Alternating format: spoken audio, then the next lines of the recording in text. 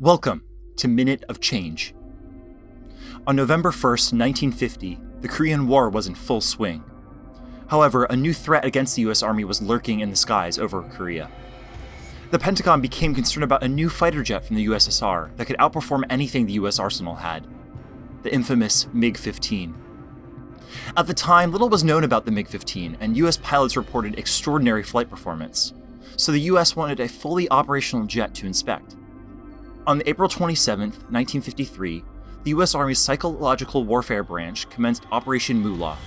1.2 million leaflets written in Russian, Chinese, and Korean were dropped over communist-controlled air bases.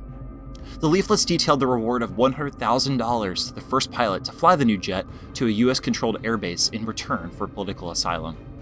At first, flights of MiG-15s decreased, likely due to fears from within the USSR and North Korea.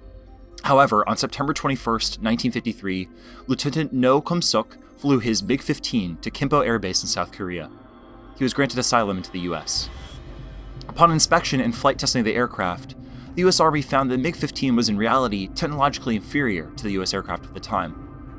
The success of Operation Moolah remains dubious, because No's defection happened 2 months after the armistice was signed, ending the Korean War. But the operation became a model for future psychological warfare by the US government, like weaponizing rock music to incite political uprising in Venezuela, which you can hear about in our full podcast, Wind of Change. In Wind of Change, we explore government influence through civilian media to change the hearts and minds of people in foreign countries.